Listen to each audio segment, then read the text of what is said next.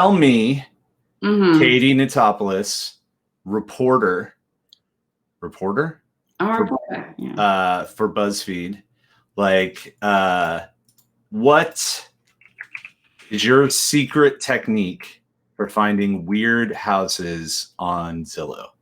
So I like to find like I ugly mansions is my favorite thing. And so like the first obvious thing is I go in and I set the price range to like depending on area, like I Okay. like to start with 5 million plus. Okay.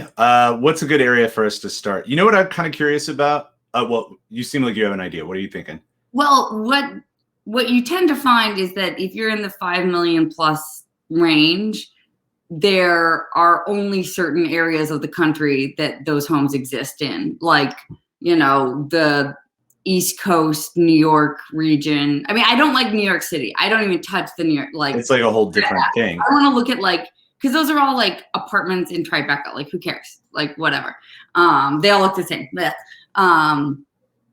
Like Long Island, New Jersey, Westchester. Like, there's a lot in that area. I mean, the whole sort of, Northeast, you can find a bunch. Obviously, California, you can find a bunch. Cities in Texas, like Dallas, Houston. Oh, I bet there's all sorts of nasty stuff up there. Like, honestly, like the Dallas houses are like Scottsdale, Arizona, and Miami are like, and Florida. And then there's not that much. I mean, if you even sort of zoom out, it's kind of hard because one thing I love the like, as far as you can zoom out before the map says, no, you can't, like, we can't show you those.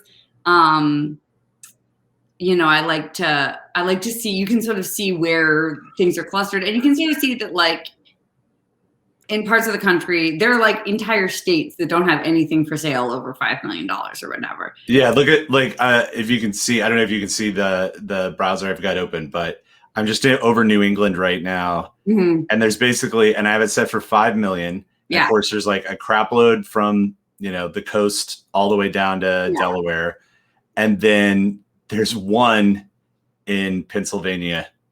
So the other thing, oh wait, a few more, but yeah, not many in Pennsylvania. It's almost all. Just quickly advise you to uncheck, make sure that you're not looking at land. Oh yeah. Because you end up finding that, especially further out west, there's like farmland that, and it's just open. You have to, you check just like no, like lots, I guess, or lots or land. That knocks a couple off. Okay, check this out. Nazareth, PA, $8 million. This does not look like a Pennsylvania house to me. Oh my God. Yeah, what's going on there? This is pretty ugly. I mean, man, I love the garages. Call this architectural design. It's kind of, I guess it's like log cabin-y. I mean, it's definitely log cabin. Yeah, there's some sort of aesthetic that is rich person who likes to hunt and really enjoys the outdoors and went to Montana once. But their car dealership network is in like Pittsburgh, so they. Yeah. So this is sort of what I've observed, because you see this a lot in like out west, like in Wyoming, Utah, Montana, where there's fancy houses. Like those are sort of clustered in the like second home vacation areas, like Sun Valley and Park City and Jackson. Right, kind of and stuff. A house like this makes sense there. Right, and like, but they're still kind of funny because it's like, like the log cabin mansion is such an interesting, because it's like, I don't think that it fully, and a lot of them have, yes, there's always a lot of taxidermies in these places. Like, and occasionally you can find one with like a ton of taxidermies. Yeah, it's the I killed something once, so I have to build an $8 million log cabin home in Nazareth, PA. Yeah. Problem. Where is Nazareth? Do you know where Nazareth is at? I don't even see. No, it looks like it's. Oh, it's up by Allentown. It's like that's not so far west. No, it should not be. That aesthetic is really cornball. I'm sorry. Like when we were shopping for houses in the Catskills years ago, there was a whole class of homes, many of which even a few years ago were over $1 million, that were that same aesthetic, where it was like, we hired a really fancy log home builder to build this house in the Catskills. And like, God bless him, but like anyone living in the Catskills, except for townies, people who actually live there, like the Catskills does not denote like I go out of my backyard and I see a herd of antelope. Like that's just not what that's not what that part of the country is. But for whatever reason, those were there's a type of those that is really expensive, and I don't know if it's just because the builders are a certain class or quality, but it's not. It seems silly. Like, why not just build something modern or just a house? Like, but why are you paying a premium for that? This is fun though. So like, it is really interesting to see these little rich people clusters.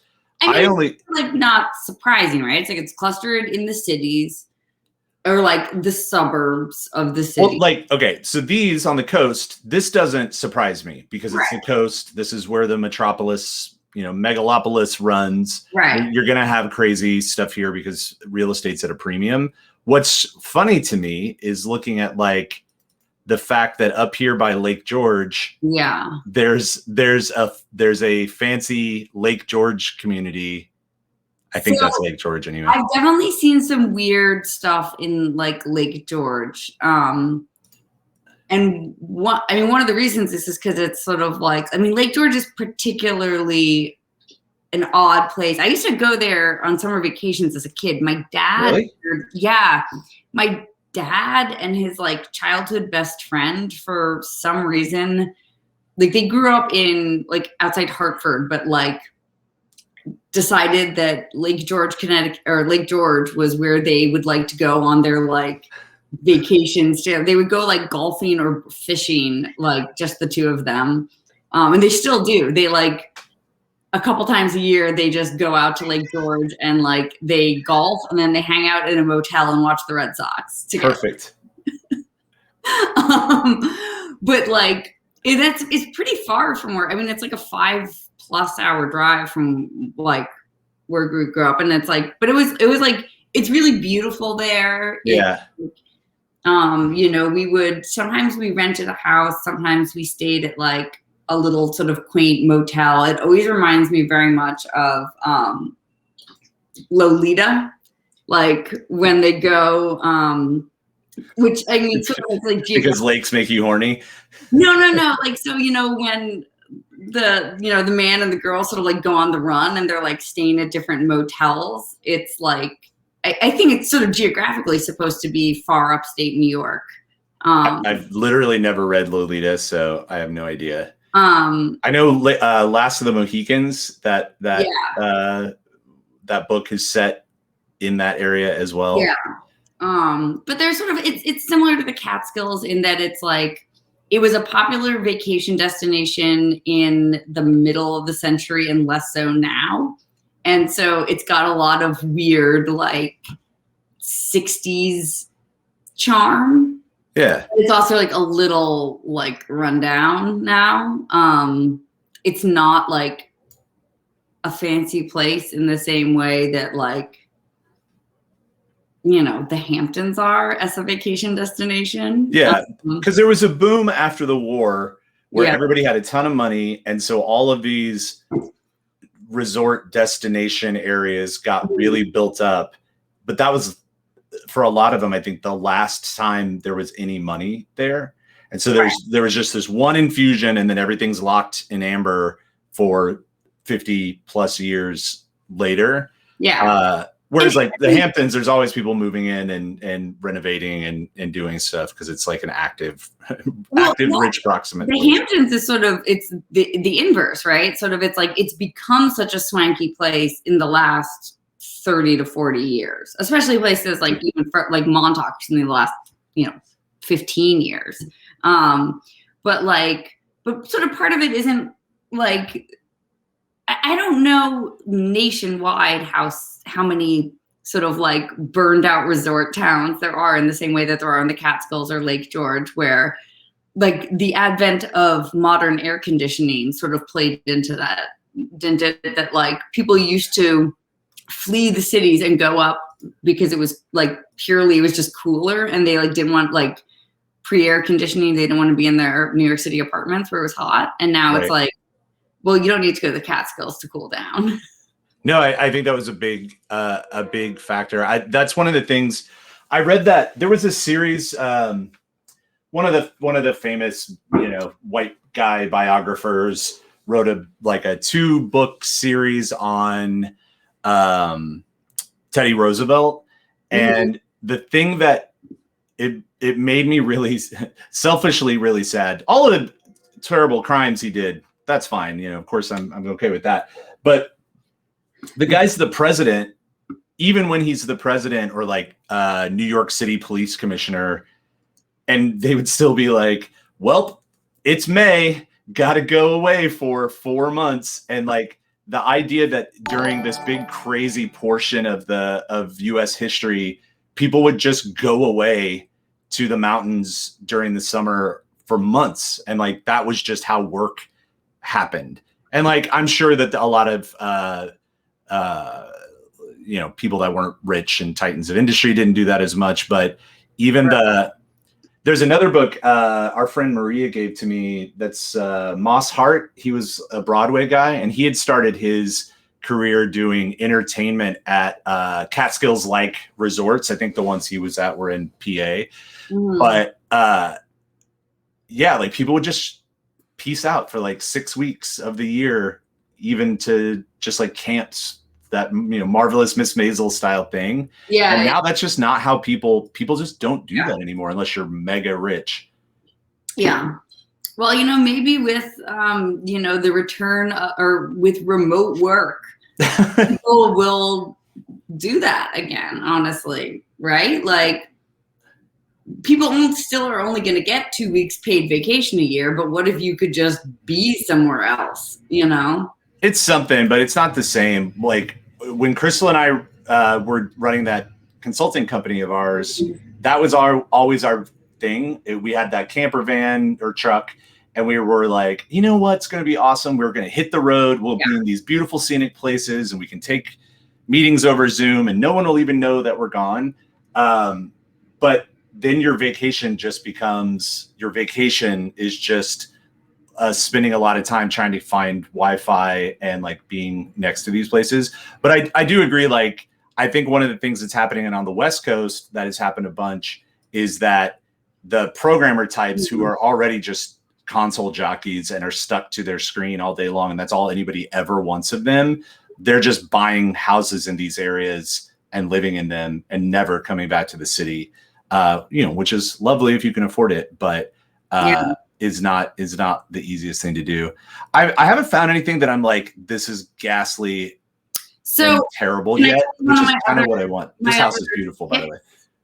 Oh yeah, that's really cool. My other tip for searching for homes is I like to, if you really want to like zero in on like really ugly stuff, I do. You can fiddle with the age range, the house built by, and sort of really limited to 80s, 90s, early 2000s, because I didn't even realize this was a feature. Oh yeah. Because that's really the sweet spot of like, I feel sad for these houses in a way, because they were built, a house built in like 1988 that was like the height, it's like, it's not that it's just out of style, right? Right. It's not the house's fault that the 80s were a time where people did weird stuff with their houses. Right. So like, and a lot of those are just. No, are they? Did you hear that? Yeah, Julius is smacking Eric. He's fine. He's a big. They were playing baseball, like with the like, there's a like rambunctious 4-year-old who doesn't have camp today. Who's Jules. He needs more. Yeah, he needs more people throwing him off of the treehouse. Wear him out. That's right now. He's playing baseball out in the yard. Yes. So I like, if you sort of zero in on 80s and 90s stuff, you can find stuff that is like typically what I imagine is like it was built by one family as like their awesome family home, and now you can sort of tell that like, okay, the parents are retired, right? Like, probably parents, my parents' age, right? Like they moved in the 80s when their kids were kids to, a house that they decided to, whoa, that's really cool. That they like every dome house has a tarp on it. Tired, and they're like, I don't need this big McMansion anymore. I'm going to get tired of Florida because they're like 75 or whatever. But the problem is that their house is just completely undesirable to any like modern tastes. Because it's custom built for 1988. When we looked at houses, we've shopped for houses 2 or 3 times, like close to New York, and then into the Catskills, and then like in just totally random places. And I always try to, one of the searches that I do is for contempo, because that's that 80s to 90s style a lot of time, with a lot of weird angles, non-45, non-Euclidean angles, and then those big sheets of drywall. And they're not very pretty necessarily, but the thing I like about them is that nobody wants them. They're completely out of fashion. And every once in a while you find one where it's like, all right, this house is not a pretty house, definitely on the outside and often not on the inside, but it's relatively new. You can usually get a lot of square footage if that's what you want. Yeah. And like, I don't know, I don't hate that style. And as I'm getting older too, I'm coming to realize that, first of all, what your house looks like is almost completely irrelevant to your life. Like it's nice if you have a cool house, but it's not the end of the world if you don't. But also, things come in and out of fashion. Like so I see a lot of these houses, which in New England, and I think people like these okay. But to me, I'm like, I love this. This is great to me. This is one coat of black paint away from being chic. Yeah. Is it nice on the inside? It's fine. Like I like the exposed wood and whatever, but like it's not. And often the way they're decorated is very Nebraska Furniture Mart kind of matchy, and that I think ends up impacting how people want them as well. So one thing about this style of house is in New England is I feel like, and this is in New Hampshire, I think this is a very popular like vacation home style. Yes. And there's weird things about the layout in the interiors of those houses that are conducive to being a vacation home and less conducive to being your real home for like a family. Like they often have those, I think that one, the sort of like open to the living room thing. And there often will be like on the second, like a sort of open area on the second floor that like isn't really, it's not like a bedroom, but like a lot of those like vacation places are kind of meant to like, you're supposed to just cram as many beds in so that you can like have, as many guests as possible or whatever. Like, and they don't, but you don't really need as much living area. You just need to be able to like stick like the cousins, like they're sort of weird, like second home, like needs that are different than primary residence needs for like. It's just a house. It's just a house with some space. Yeah. And they're cheaply built, but you can throw a ton of people in them. Yeah. I will say this is I had just reset it to like 500,000 to 2 million. I don't remember what I had it on before, but somewhere in that neighborhood, still on 80s to 2000s. And most of these houses I look at, I'm just like, yeah, those are just houses. I'm so depressed that they cost like $1.9 million just a house. House is cool. I mean, I like modern houses. If I had the budget to get into something like this, it would 100% be what I would do. And thank God Crystal likes this stuff as well. So it's not like I would just be foisting my taste. Look at this. This is amazing. There's a few houses that I've seen in the New York City area, in our like kind of suburb strip from northern New Jersey to Westchester to Connecticut.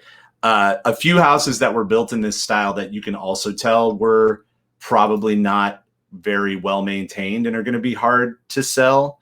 And so if and when we actually put down roots in New York, that's going to be one of my first things to look for, is a house that if it was built new today would be a $2 million house, but because it's kind of falling apart and the drywall is coming off the side, they're selling it for $600,000, and then I'll spend a couple of years fixing it up.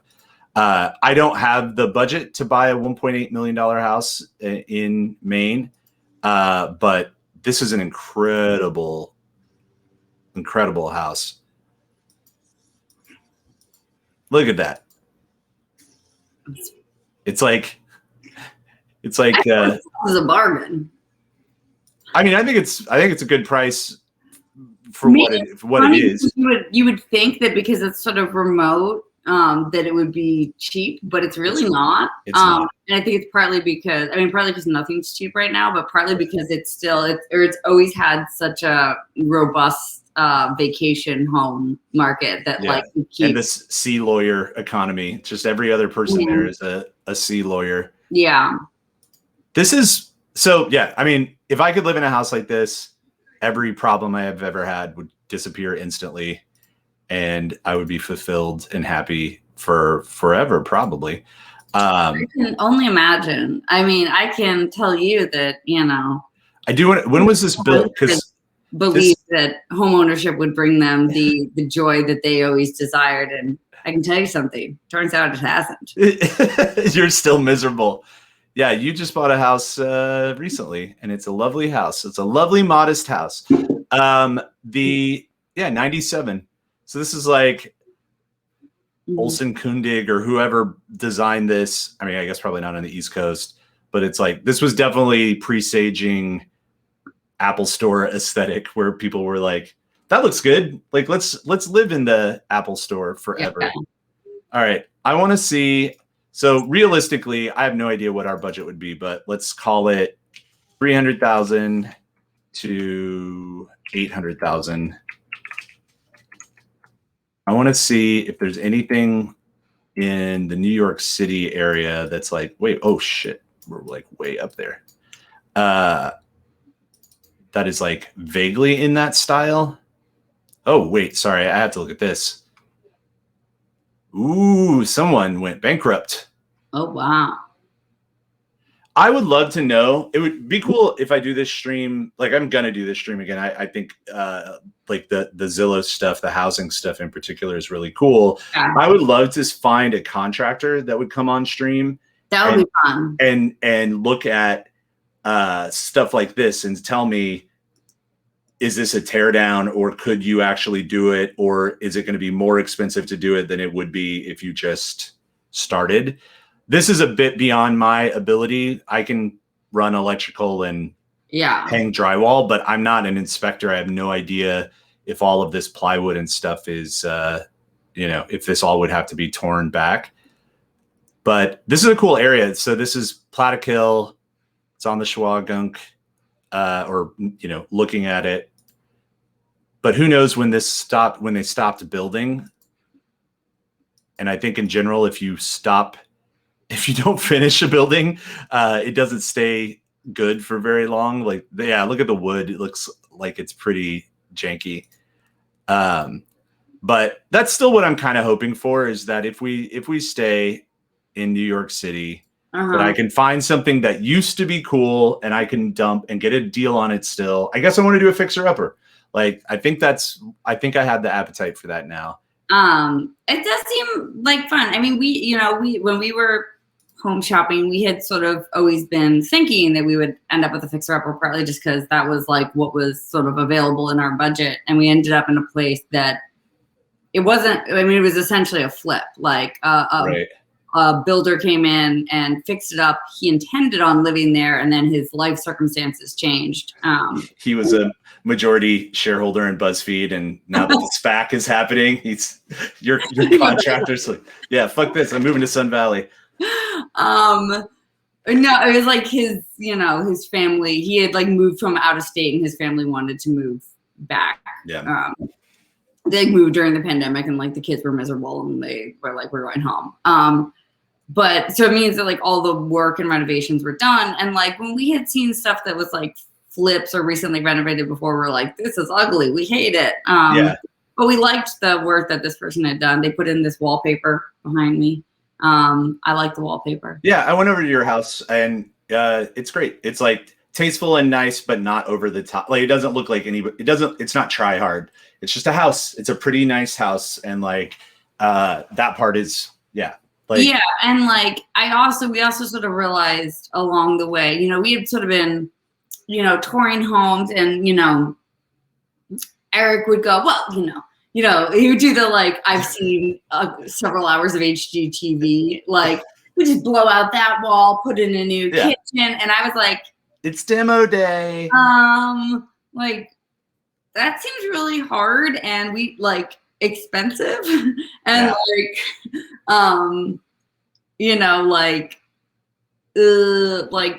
blowing out walls and redoing kitchens is like a large amount of capital is required. And I was kind of like, we would look at a home that would be at one price, and I'd be like, okay, but if we have to like, if in order to make it kind of like, I mean, there's the difference between like livable, like this kitchen works and the stove turns on, you can live there for a while, redo the kitchen down the line. But it's still, even if you're kicking that cost down the line, like redoing a full kitchen is like $50,000 or something, right? So it's like, you sort of imagine that cost tacked on to, I don't know. I haven't like, and it's difficult. And we have little kids, and it's hard to do a renovation of any kind with like, I can barely like mop the floors with the kids around, like, let alone like, do a renovation. So, the idea of having to do that work with small children, just like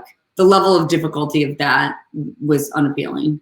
I haven't ever owned a house, so I'm speaking entirely theoretically, but having rebuilt cars, like restored cars, restored to some degree, I have learned, and I think this would apply to houses as well, that the first thing you do is just get in there and sit, and don't like all the big ideas you had when you first picked it up. Yeah. Like half of those ideas are going to be garbage that you like ended up being a non-problem that you're trying to solve. Right. And I feel like with houses, it's kind of the same thing. If you're looking to buy one and you're going to live there full time, there's a big difference between being like, I'm going to open up this kitchen someday, or I have to open up this kitchen before anything works at all. Yeah. And I think it's a good lesson for me that I'm hoping will apply to our life when we try to buy a house, which is I'll buy something that I can afford more easily, that I can immediately just get in, but I'm not going to buy something that is so like needs complete renovation before we can really feel comfortable in it, because I think we'll go insane. Speaking of which, this house is great. I really like this. Like this is in Putnam Valley, which is actually relatively close to where we live now in Westchester. And I like a lot of this town and country stuff. I never thought I lived in Brooklyn for 15 years, 13 years, however long I lived there. And I literally only went through Westchester. I never spent any time in Westchester. And now that I'm a middle-aged man, I'm realizing, oh, these like suburbs are kind of cool, and like even cooler than the suburbs I grew up with in the Midwest, which were, you know, contractor built cul-de-sac suburbs, which like, you know, I literally don't have a problem with those. Yeah. But I guess I didn't realize in the New York City area that's what Connecticut and Westchester and like whatever the counties are west of the Hudson, they're just in the woods. I'm like, oh, that's cool. I didn't know that. Yeah. This is like this. I feel like in particular has so many weird, like really weird and unique houses. Yeah. Which is pretty cool. Westchester has more variety and character than I thought it did. I think I just always thought that Westchester was like just a bunch of suburbs, which it is, but it's like on hills. I really think it all just comes down to the fact that it's on hills. So you can't build these big sprawling suburbs. I'm trying to think what's the Billy Joel song about? Right, like in Long Island. Yeah. Which again, if that's what you want, great. Yeah, all right. So, you know, there's some interesting stuff up here. I don't know how comfortable I feel. Like, I mean, we're not shopping for a house right now, so, you know, and everything flips so quick now that anything I see in Fave here, it's not like I have a chance to even buy it. But I feel a little uncomfortable on stream being like, this is what I'm going to shop for in this price range, but also maybe I just need to get over it. So I have a couple other techniques that I like to find for like weird houses. Like using the keyword function. Okay. One thing, and it's tough because, you know, it's unclear to me exactly how the keywords parse. Like sometimes it's just like finding a word in the description, but sometimes they might have to enter it separately. Like one thing I like to look for is church, because it's fun to see like houses that used to be old churches. And you can find sort of a lot of them in like New England, Pennsylvania. Oh yeah, look at this. Like, those are just like fun to look at. Like, and often they're actually like pretty cool, and like they're not like ugly mansions. They're actually like cool ones. Yeah, like that's awesome. It's in Kingston too, which is a huge building. Hudson River town. Yeah. Kingston's bigger than I think a lot of people realize. Like it's probably in that little zone, which is the very east tip of the Catskills, but it's a river town. Like New York has everything on the Hudson are started as blue collar shipping, like whatever, but they're very East Coast vibes. That like the only places where I grew up in Missouri that were similar were also the ones that were on the river. But in St. Louis and in Kansas City, most of those places were either warehouses, or St. Louis has some more stuff like this. But there were a lot of the working communities, like it's a couple of blocks, and then you get a couple of blocks back from the river, and it doesn't change. Whereas New York has a lot of these little towns that, you know, there used to be 100,000 people there loading barges or schooners or whatever they were doing. But yeah, this is cool. This is right on the river, or on some little outcropping of the river. Mm-hmm. And you know what? It has a nice big parking lot. Which, hey, I mean, that's the kind of thing where like, it seems like a commercial use would be more likely. Oh, that's just a condo. So it looks like it's probably a converted thing. Occasionally you'll find places that, oh wait, if you go back for a second, there's one that I feel like I've looked at. Oh wait, there's one, it looks like I've seen it before because it's kind of near where I live now. It's like go up. Scroll up or move up. Or a little bit more to Connecticut. Okay. Yeah, I think it's that one, yeah. I've seen this before. It's really cool. Oh, wow. Yeah, it was a small church yeah. How good is that? I know, right? And it's like it's been restored and they did like a nice job, and like the like downside is I think it's like kind of in the middle, like it's in the middle of town and it doesn't really have like, I guess that's kind of your only yard. So if you're like, I'm looking for a yard, this is not the house for you, but it's like really cool and cute and pretty. Yeah, that's nice. Like that's outside is cute.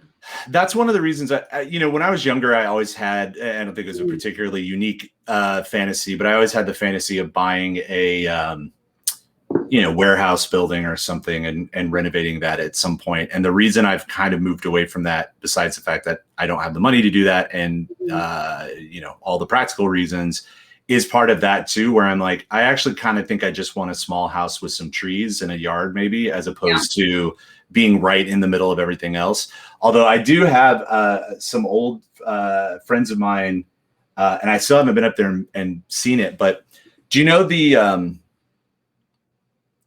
armories? And you can see them in New York City. They still have them. They've been converted in places into community centers, but the big red brick armories that were built in probably late 1800s.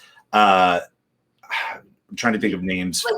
There's like a big one in Brooklyn. Yeah, there's a couple in Brooklyn. So I think Bed-Stuy. Yeah, there was one in Park Slope. There's one in Bed-Stuy, and I've looked it up before what the kind of main use for them was at a point, but it just seemed like kind of one of those late 20th century things where they're like, there's nothing in Brooklyn, let's build castles and then we'll figure out what to do with them later. But so a friend of mine her and her husband bought one of those in Albany 5 years ago, something like that, and have been renovating it. And I'm really curious to see what that's like. But they're like artists and stuff, so they can put big space to use. But there's whole sections of it inside that they basically have a home that has a bunch of really small random rooms and then a giant gymnasium in the middle, which I think is perfect for them. But I do wonder in New York area, New England area, how many of these old houses or old buildings that could be interestingly converted into a home. Like it's already been done, right? Like the ones that are viable, it's all there. What is another good search term to find like weird stuff? So when looking for ugly mansions, yes, a term I like to use is chateau. Because, and for some reason, I have found that this style seems to exist in a strangely high concentration in Ohio. Okay. Like outside the suburbs of, like the expensive suburbs of Cleveland and Columbus. They're, and I can't guarantee we'll see one. But no, this is a safari. Like the lions are here, but they may be sleeping. It's this looks like it might be terrible. My goal always is to find the suit of armor inside. Right. Because I love a house with a suit of armor. And this one seems a little bit weird, but this honestly looks nice. That's a very cool house. Yeah, inspired from a German castle in his homeland. I mean, this is neat. It's like it's like all like run down, right? Yeah, Kansas City had a few of these places. St. Louis had a lot more, which were the successful immigrant businessman from Europe, like does well in America and then builds these kind of things, which I mean, it's not my preference. I would live in like a sleek, modern concrete and metal building with a lot of glass. Is like, I mean, whatever. It's basic, but that's I like it. But if I had if it was in the right place and it was something that I could afford, like this is an incredible home, and I do think that taking care of this kind of stuff is nice. But but this is actually, even though this is all referencing styles that, like this is a pastiche of styles that's referencing Europe, but it's still all probably hand carved finials and solid wood. And, it's something that still has character and is worth preserving. But I know exactly what you're talking about with the suit of armor. I mean, those are usually a little bit more of like the more modern McMansions that like, I mean, that was a particularly cool one. You can see that one was that's in downtown Columbus. That reminds me a little bit more almost of like homes, like mansions in Pittsburgh that I think are sort of almost that like uniquely Rust Belt style of like, you know, built at a very specific time in a very specific style, lots of wood and brick. You know, there a lot of those in Pittsburgh, and they're like gorgeous and cheap. If you want to, and worth keeping. Like, you know, it drives me crazy that we're letting so many of our old white one in the corner. Where? That one. Yeah, I clicked into this. It's not good. Modern French Roland chateau. This is what I'm into. Like, oh, do they have gargoyles? And like, when was this made, do you think? Well, let's look. Carpeted dining room, which is always a real 2002 this was built. This is my jam.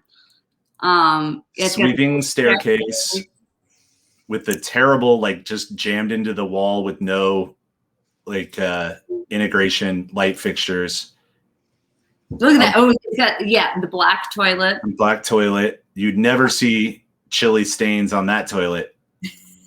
Just go right down. A real, like, it's got like a weird.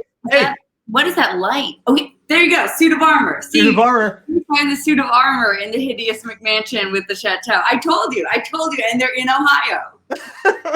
I don't know what it is, but there's like an Ohio thing of like chateaus and suits of armor. That's incredible.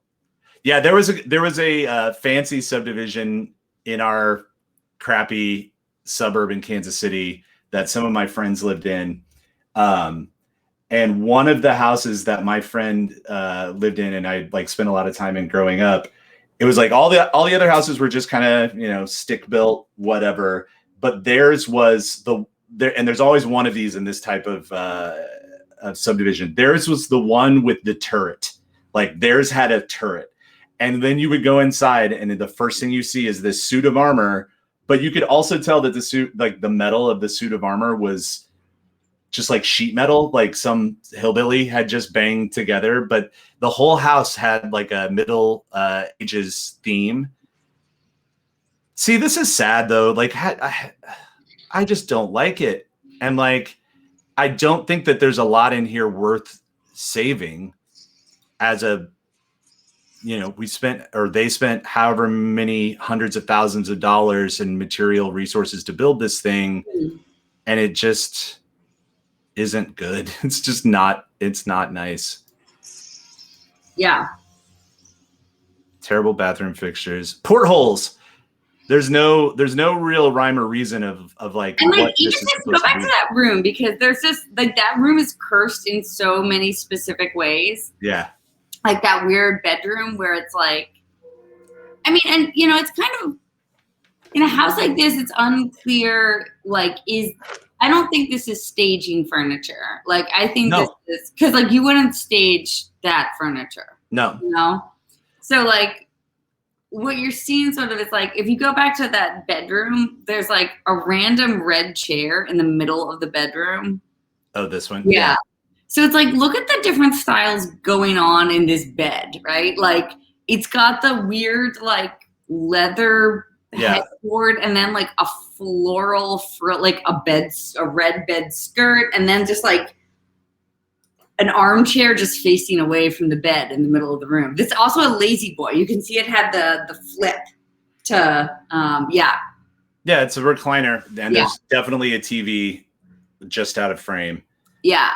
And it's like, that's just like a cursed situation right there.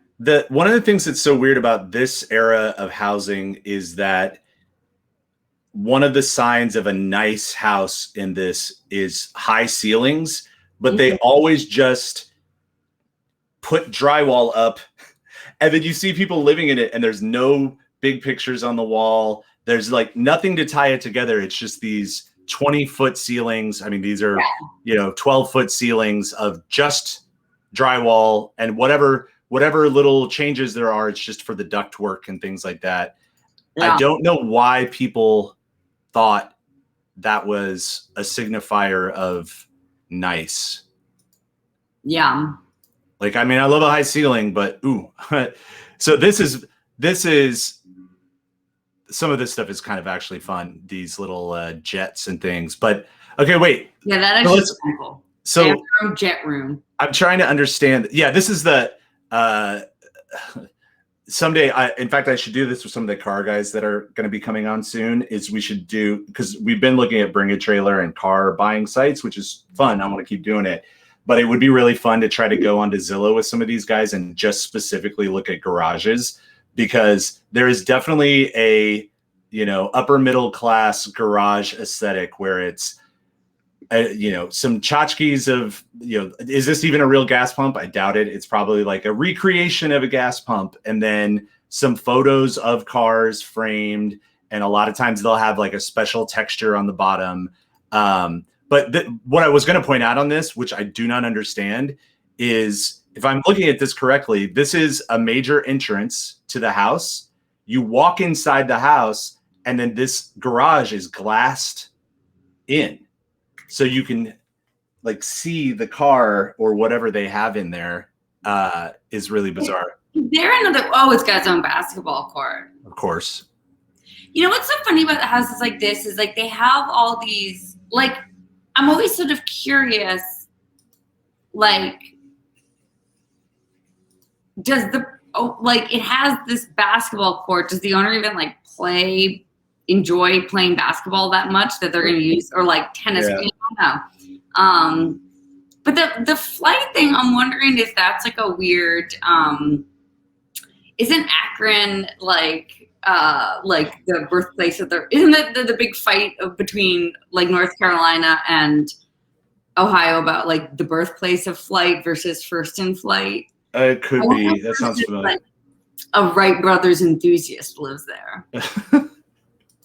It's possible. It's possible.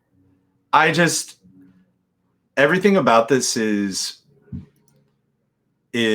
I had the money that I built the house, and then I have some random things that I want to show, but none of the things fit into the house itself. And I mean, God bless them. I love laughing at rich people's mistakes, but also like, who cares? Maybe they were great people and they just had bad taste. But nothing about this makes sense. It's just all. And you know what I also don't understand is who sits down with their developer and like looks at the blueprints of this and thinks like, ah, yes, it's like a little Roman villa, but it's also this. And it's like, no, it just has some arches, and the arches don't really make sense, but yeah. But we have them. I hate this type of marble. I've lived in houses that have this type of, like, this color of marble. Yeah. And you never know if it's clean. It's and I just don't think aesthetically it looks good. Yeah. Anyway, we probably should shut it down. I know you have a bunch of stuff going on today. But I would love sometime if you want, like, figuring out some of the, like, Chateau is a fantastic pro tip. Like, I will do that a lot in the future when I'm wasting time that I shouldn't be wasting looking at Zillow. But yeah, there's just here. I don't get how so many of these houses were built and we're still in a housing shortage. And I still think there's a lot of those houses people are like, I will not buy that at any price. Like, I think if you had the money to buy it now, that it's so out of fashion, you'd never buy it. Well, I think that's kind of the case with this show. I'm following it along and looking at it, and this thing has been on the market for a long time. I mean, well, 82 days, which in this now is a long time. Like, you know, it's like, yeah, like, who's gonna buy? Like, this is so sort of custom built for this family that built it and like loved it and whatever. If you're rich, like, build your own ridiculous house. Like, that's the whole point of being rich. Enjoy it. Like, is that the point of being rich? I don't know. Like, I guess not. I guess it's kind of evil, but like, I would say I just don't even. It's actually a very good question that now I like. Yeah, I don't actually know if I had the money to build that in 2003, like, if it would make me happy or not. This is one last one that I'll throw in here. This house, way out of my price range, but this one has been up here for a while, up near Riverdale, which is Bronx. This house is incredible. And has been on the market for years, 2 or 3 years. Why? What's wrong with it? I don't know. I don't think the Bronx is the problem necessarily, although what we did notice during the pandemic exodus from New York City is that a lot of the people that wanted to get the hell out didn't go just 10 miles north or 30 miles north to Westchester. So many of them went like 100 miles or 500 miles north. Like there was this big rush of like, if I'm going to get out of the city, I'm really going to get out of the city. And so I kind of wonder if this house being in the Bronx is, I mean, obviously there could be stuff with the Bronx where people are just like, I don't want to live in the Bronx if I have this amount of money, which, you know, screw them. But I don't know that much about the Bronx, like that area of the Bronx. But also, like, it is a little weird. Like, you know, it's a big stone building. And if you've got that much money, maybe you don't want to live in it. But I look at this and go, if I'm a rich executive and I live in this, or I work in the city, like this thing is in the city. Taxes could also maybe be a factor. But I mean, for $23,000 is not like crazy compared to the extra, you know, the areas around New York City. Go up a little bit. Just see. Let me see what's going on. The listing. Go. In here? No, the listing removed part. Like, I wonder if it's one of these things where it's been on I see. The market. Yeah, they had it for 3.5. Doesn't explain why it can't sell. That seems strange.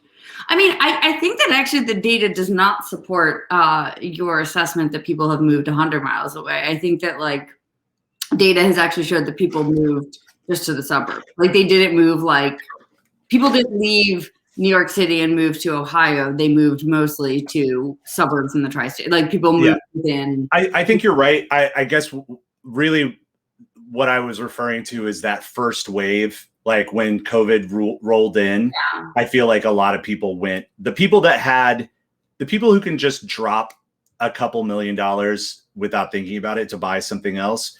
I don't have any data at all. I'm just totally talking out of my ass, but it felt like to me, a lot of people were like Catskills, like way up north.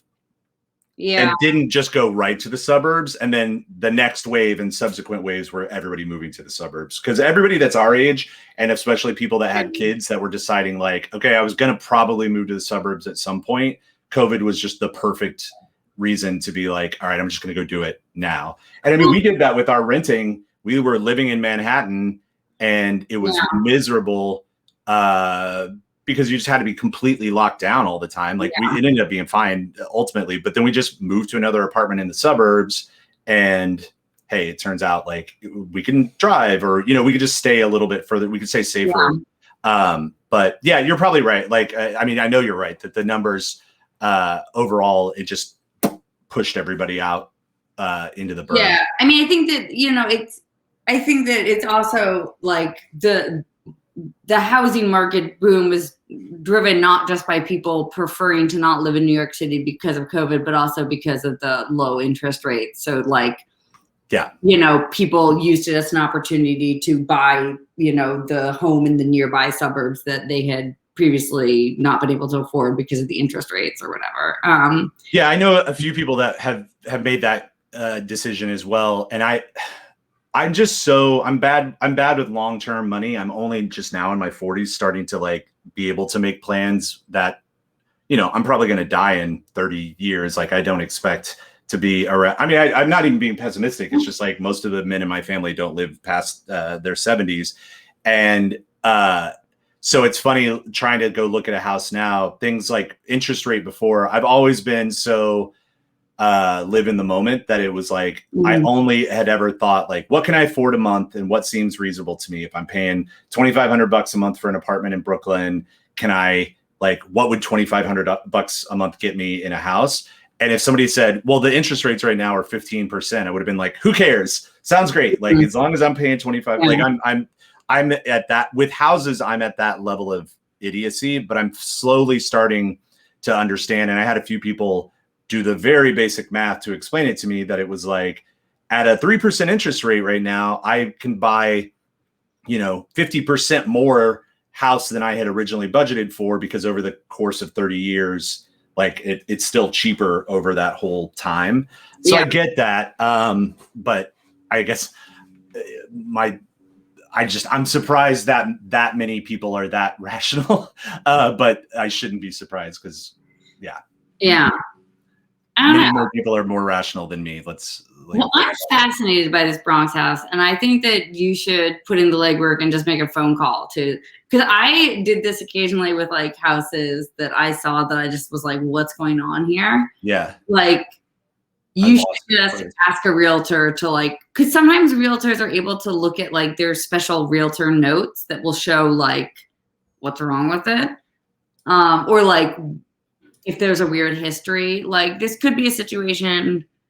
I mean, it's surprising to me that a house at that price point, which for New York City, for a standalone 5-bedroom like mansion within the New York City limits, to be at 2.795 is like, how is that not selling, right? Yeah. Like, there's lots of rich people who have all sorts of weird taste in New York City. Like, it can't possibly be that people don't prefer to live in the Bronx, right? Like, there's a buyer, like, there's got to be something weird, like there's major repairs that need to happen, or even, I mean, I can't tell, to some degree, this is clearly virtually staged a little bit. So like, yeah. I can tell that. But I'm wondering are there other I'm wondering if there's other parts of it that are like, is that kitchen not real? Oh. Even so, like, I think the kitchen's real. The kitchen, like, I'm wondering more there would be the kind of weird backstory of like, yes, it's technically on the market, but the seller is like a ghost who is haunting the mansion, and he has to continue to live there while like, there seems to be something weirder with the listing than just there are features of this that are not to everyone's taste, because it's like, it's not even like run down. It's in nice condition. And 2.7 million is what's the address on that? It is 4720 Grosvenor Avenue. I'm looking at this right now. What's going on? What's going on with this? This is where we need like a New York City like realtor expert. Yeah.